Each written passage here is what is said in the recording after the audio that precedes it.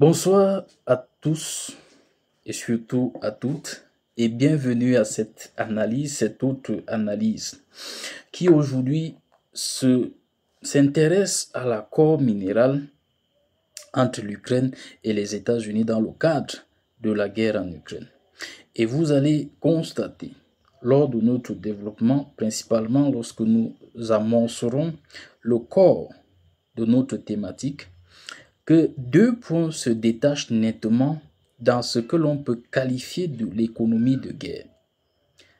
Des positions d'insubordinité qui ouvrent l'opportunité à la création d'accords défavorables aux nations en position de faiblesse et surtout une attitude qui est épouvantable, impitoyable de la part des nations fortes, des nations puissantes, c'est-à-dire la création, l'articulation et la mise en place des accords pour le bénéfice de leur pays ainsi que de leur population.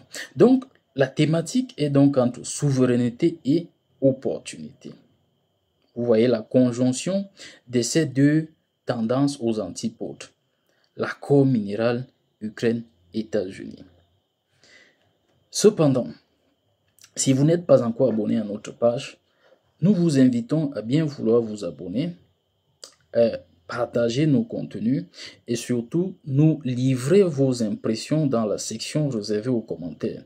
Nous en avons besoin, surtout de vos critiques. Nous en sommes naturellement ouverts parce que votre soutien nous est ultra précieux.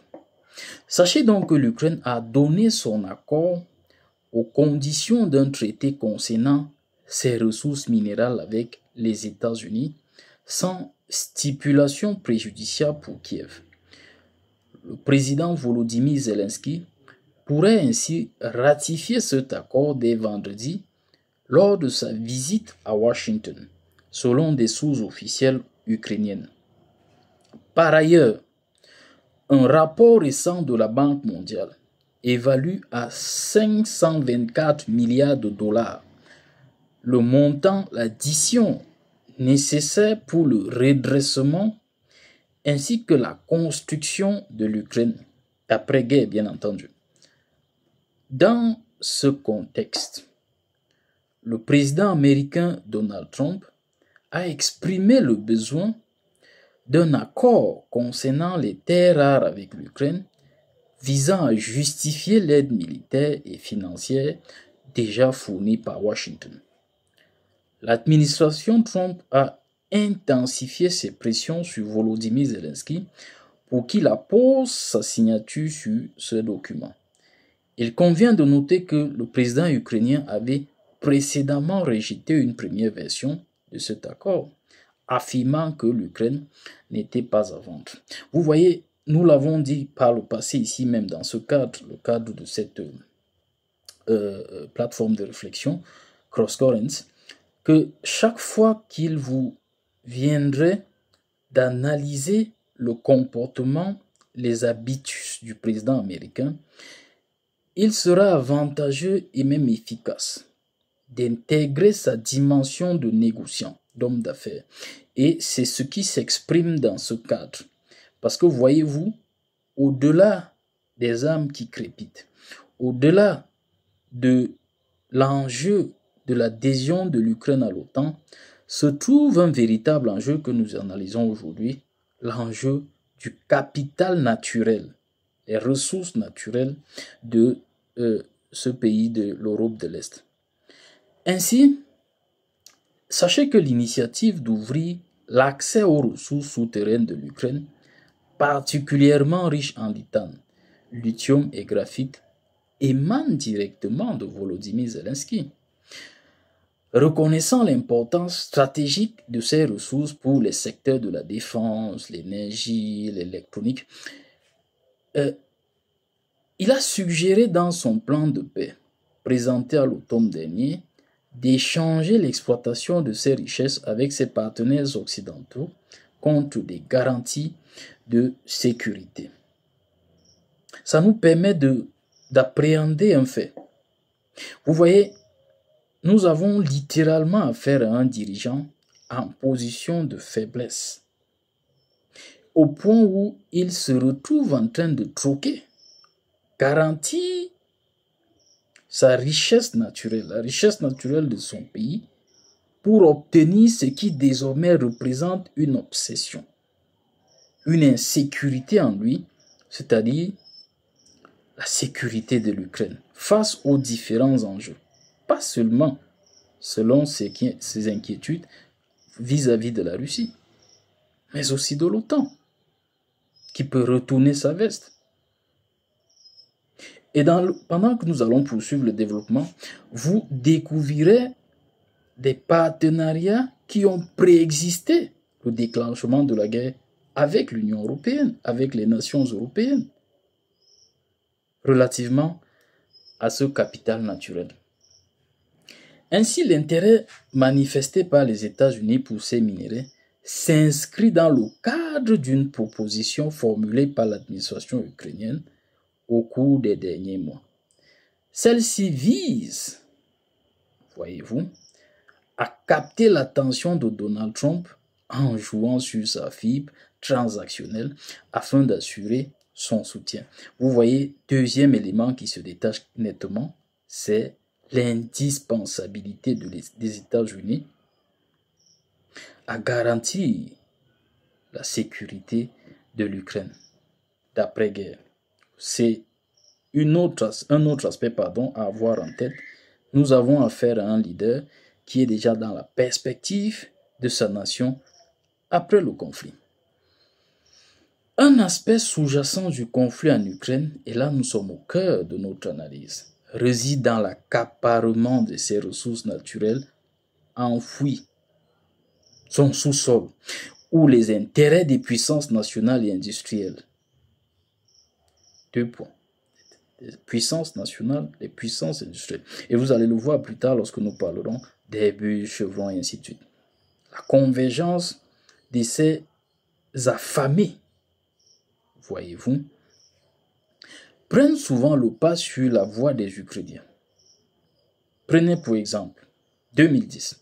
Des gisements significatifs de gaz de schiste ont été découverts, notamment celui de Yuzivstvka, on va y arriver, dans la région de Kharkiv, dont les réserves pourraient couvrir un tiers de la consommation annuelle de gaz de l'Ukraine.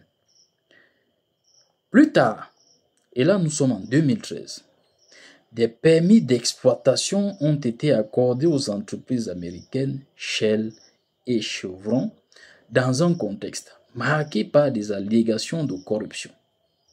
Le ministre des Ressources de l'époque, Mykola Zlochevsky, était également président de Burisma Holdings, l'une des plus grandes sociétés gazières privées en Ukraine, réputée pour ses liens avec l'ancien président américain Joe Biden, qui a vu son fils, Hunter Biden, rejoindre son conseil d'administration en 2014.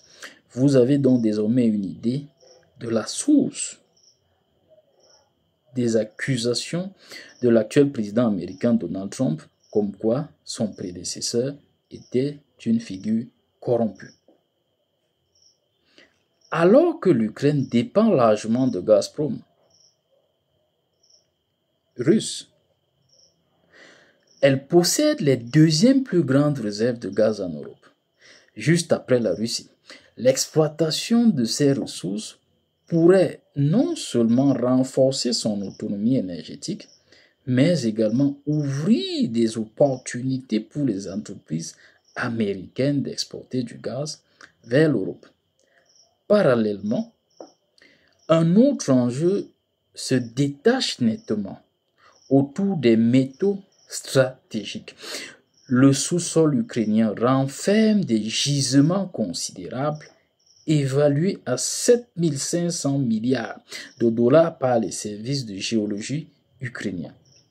L'Ukraine se classe au 5e rang mondial pour ses réserves de fer, de graphite et de manganèse, des éléments cruciaux pour la fabrication des batteries électriques Et elle est également le 6e producteur mondial de titane, essentiel pour l'industrie aéronautique, tout en possédant d'importantes réserves de lithium, de cuivre, de cobalt et de terres rares utilisés dans les secteurs énergétiques, électroniques et de défense.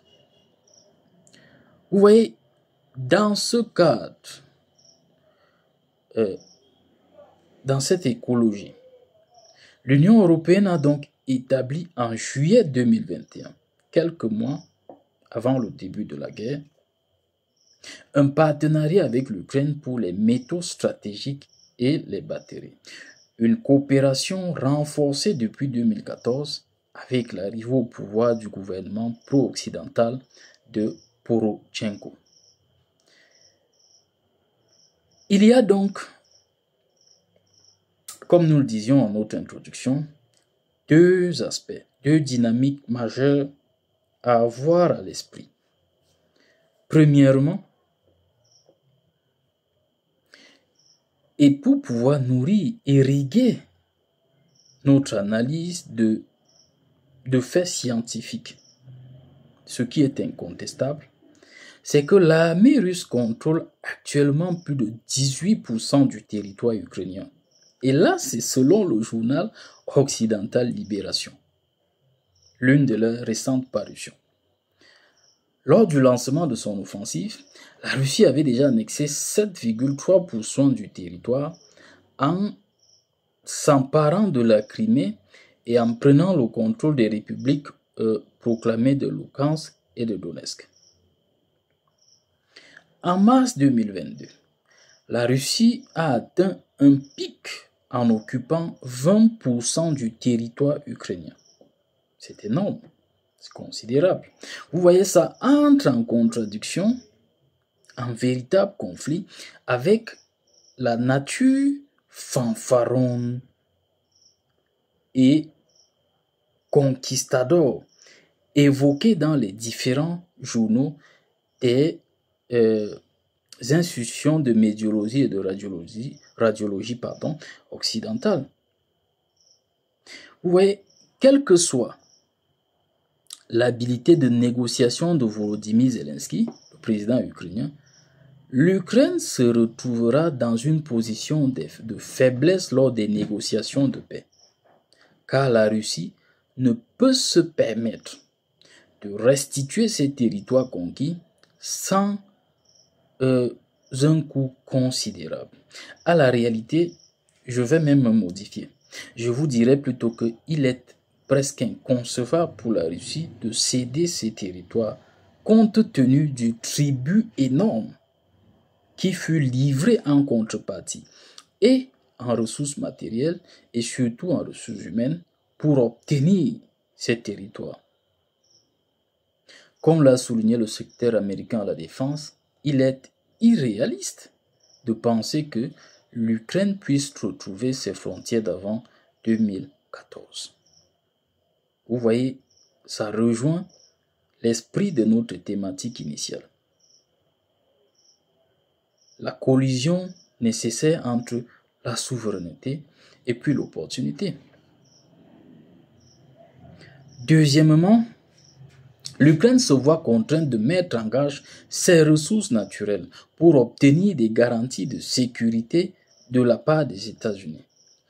Ce soutien, initialement présenté comme une aide humanitaire par l'Occident, souvenez-vous, les médias parlent d'aide internationale avec une certaine connotation, une certaine coloration altruiste, humaniste, pour se rendre compte aujourd'hui que ces nations, mais pas seulement les États-Unis, les nations européennes aussi, exigent des restitutions. Il ne s'agissait donc pas d'une aide. Cette ambiguïté-là devrait amener chaque dirigeant à être suffisamment distant lorsqu'on en vient à l'analyse des équilibres géopolitiques et des conflits et la prise des décisions de se lancer dans des batailles perdues d'avance. Parce que la rançon pourrait être largement plus significative que euh, vous ne pouvez l'imaginer. Ce constat illustre les conséquences douloureuses d'une approche géopolitique limitée adoptée par le président ukrainien, ainsi que le prix à payer pour avoir provoqué des puissances mondiales. Enfin, la conclusion d'un accord entre les États-Unis et l'Ukraine demeure entourée d'incertitudes. Une part significative des ressources se trouve dans le territoire occupé par la Russie. Vous voyez que sa stratégie militaire elle-même s'embriquait dans des intérêts. Je parle de la Russie. C'est donc une conjonction d'intérêts dans cette nation entre guillemets innocente. Entre guillemets parce que sa faute revient à adouber cette volonté américaine de transiter par elle pour mieux tenir en tenaille la Russie et de ce fait diminuer son influence d'abord globale mais aussi régionale. Elle n'aurait pas dû consentir à participer à ce projet. D'ailleurs, à ce sujet, il y a une réflexion science politique africaine qui dit lorsque deux éléphants se battent, ce sont les herbes qui souffrent. À la réalité, cette réflexion fait comprendre que les conflits entre des grandes puissances ont souvent des répercussions parallèles sur les nations inférieures en termes de puissance qui soutiennent ces grandes puissances. Vous voyez, une partie significative des ressources se retrouve dans les territoires occupés par la Russie, à l'est du pays. De plus, le potentiel d'exploitation de ces richesses reste largement théorique. Une chose est certaine, ce conflit redessine la carte mondiale des ressources stratégiques. Infiniment merci de nous avoir suivis. Nous vous invitons à vous abonner à cette page, à la liker, à la partager, mais également à nous faire parvenir vos impressions. Nous souhaitons nous améliorer, nous souhaitons nous rendre parfaits afin de mieux vous satisfaire, mais également surtout satisfaire cette ambition qui nous anime, cette volonté fondamentale, celle de décrypter l'actualité internationale objectivement et en livrant une prestation fondamentale, celle de la pertinence, et avec pour boussole la crainte de Dieu. Parce que la dimension d'hypocrisie et de mensonge empreinte dans l'analyse et le traitement des thématiques internationales est totalement invraisemblable. Une fois de plus, merci de nous avoir suivis et à très bientôt.